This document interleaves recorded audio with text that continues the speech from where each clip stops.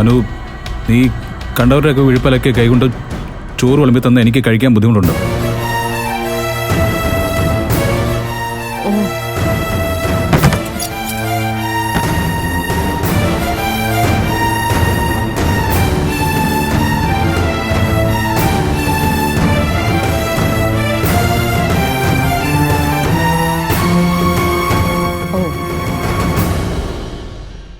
അതാണല്ലേ കാര്യം. ഇന്ദ്രേട്ടാ, ഞാൻ നന്നായിട്ട് കൈയൊക്കെ കഴുകിയതാ. പിന്നെ ഒരാൾക്ക് ആഹാരം കൊടുക്കുമ്പോ എന്തുമാത്രം വൃത്തിയും ശുദ്ധിയൊക്കെ വേണമെന്ന് എനിക്ക് നന്നായിട്ട് അറിയാം. അറിഞ്ഞാൽ മാത്രം പോരാനും, പ്രവൃത്തിയിൽ അത് കാണിക്കും വേണം.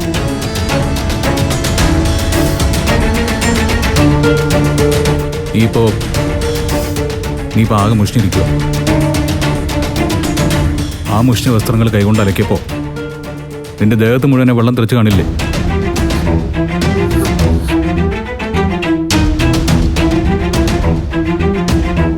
ഞാൻ വിചാരിച്ചത് നീ കുളിച്ചിട്ടായിരിക്കും വന്നെന്നാ. അനു, നീ പോയി കുളിച്ചിട്ടോ, എന്നിട്ട് കഴിക്കാം. ചെല്ല്. നീ എവിടെ ഇരിക്കടാ ഇന്ദ്ര?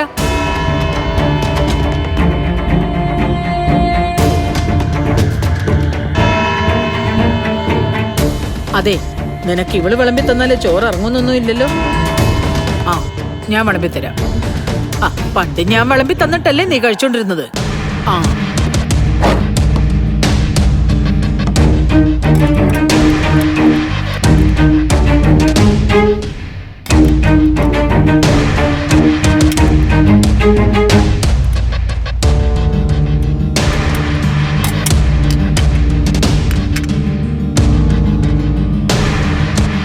കഴിക്കടാ.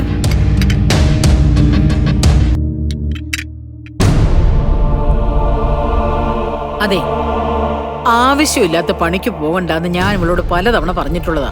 കേട്ടില്ല? ഇപ്പൊ എന്തായി? എടി, നീ എന്നെ വില വെക്കണ്ട. നിന്റെ ഭർത്താവിന്റെ ഇഷ്ടമെങ്കിലും നീ മാനിക്കണ്ടേ?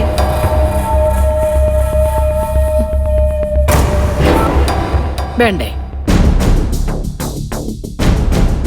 എന്റെ ഭർത്താവിന് പെട്ടെന്ന് ചില ഇഷ്ടങ്ങളൊക്കെ പൊട്ടിമുളയ്ക്കുന്നത് എങ്ങനെയാണെന്ന് എനിക്കറിയാം. പിന്നെ ഒരു കാര്യം എല്ലാവരും ഓർത്താ കൊള്ളാം. ഒന്ന് കുളിച്ചാ ശരീരശുദ്ധി വരുത്താം, പക്ഷേ ഹൃദയശുദ്ധി എന്നൊന്നുണ്ട്. അത് സ്വന്തം മനസാക്ഷി ഉപയോഗിച്ച് വരുത്തേണ്ടതാ. അതിൽ കളങ്കമൊന്നും ഇല്ലെന്ന് സ്വയം ഒന്ന് വിലയിരുത്തി നോക്കുന്നത് നല്ലതാ. എന്റെ അനു, നീ ഇപ്പൊ പോയി കുളിക്കാൻ നോക്ക്. ഞാനിന്ന് കഴിച്ചോട്ടപ്പോഴേക്കും. ചെല്ല്.